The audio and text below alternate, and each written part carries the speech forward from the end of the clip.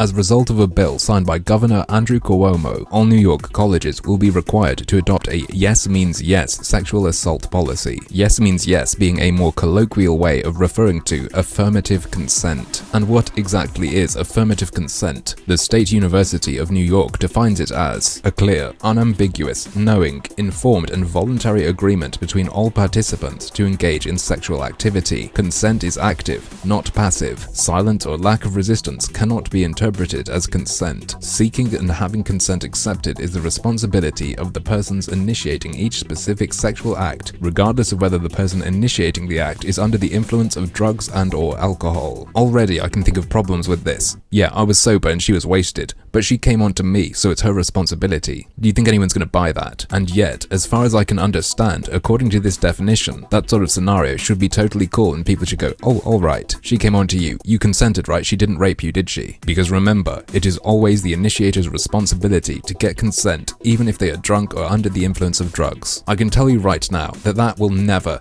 ever happen. The rest of it does lay out things that are very fucking obviously rape. However, some of the other definitions of things leave it open so that you could have a situation where two people are having consensual sex, they both want to, and everything's okay, but based on the way this is written, you could easily construe it as rape. There are so many hypotheticals you could come at this with, and it is quite controversial. If you just search up yes means yes or affirmative consent, you can see all sorts of arguments raging. It is a very hot political topic in which two sides are trying to convince people to join them, either for it or against it. As with all controversial topics, the people who you are most easily going to convert are going to be the people who are least aware of the controversy. People who will pick up the terms and support them as a simple phrase without being aware of the greater context. I am referring, of course, to children.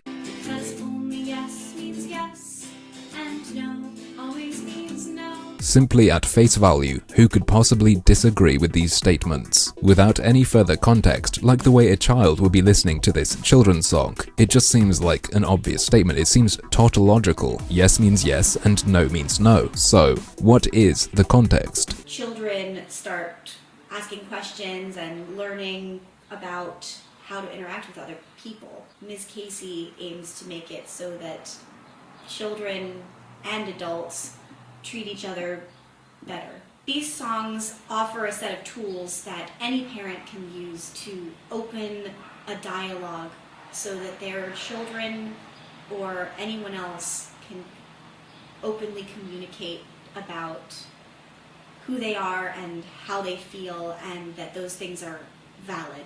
As long as the ideas that you and your children have fit within the boundaries of progressive feminism, as interpreted by this person, of course. Christians like to do this as well, except they are a bit more straight up. They'll title it gospel music and then say, this is so you can talk to your kids about Jesus. Whereas this sort of goes, progressive feminist music for kids. This is just about your kid letting your kids talk and then realizing they're valid. By the way, did I mention that the album itself is named after the campus sexual assault policy that I was talking about people arguing over at the beginning of this video? It seems very obvious to me that this song is made with policy in mind and not just general statements. If you have any familiarity with the argument over affirmative consent, see if you recognize these points. Feelings can get hurt sometimes, but no one should ever have to guess, because only yes means yes, and no always means no. The point of this song is only to present the argument against implicit consent. You know, the argument that unless someone explicitly says yes, and notice as she says, only yes means yes, and no always means no. Not yes always does mean yes, and no always means no.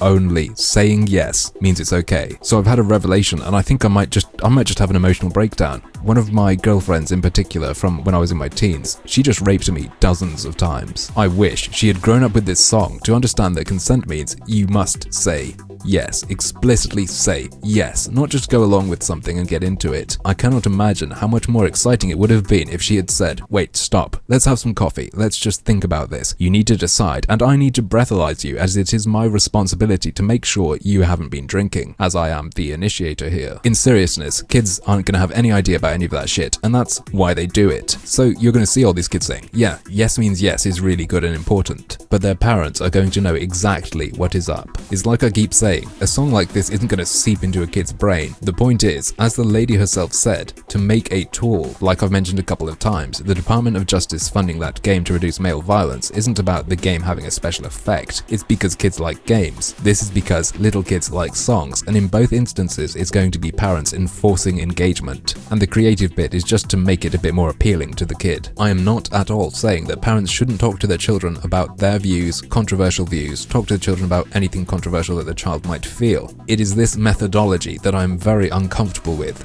I don't think people should be stopped from doing it or using it. I am just expressing my disapproval. I would not be a fan of this even if it were for things that I agreed with. And I think a lot more people would be opposed to this if it were pushing a view that they found a bit more objectionable. Here, you are at quite a big risk of nuance being stripped. If you say I disagree with this, they could say, what, you disagree with the idea that no means no? But let's take a glance at yet another group of people who use this strategy.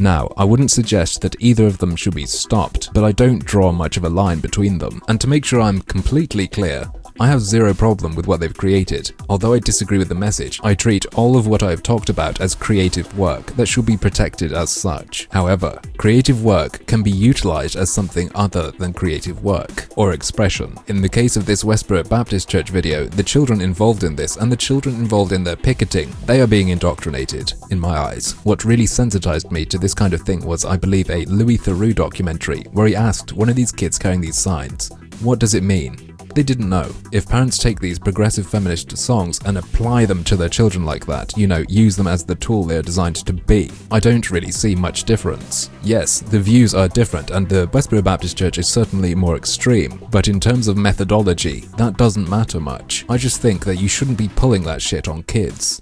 I think the engagement power of things like games and music and all other creative pursuits are best applied to children in helping them learn things like mathematics, language, and not for developing an army of ideological clones.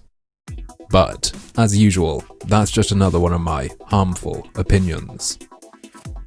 So if you want to hug your friend, or your mom or dad, or really anyone, you should ask first and say please.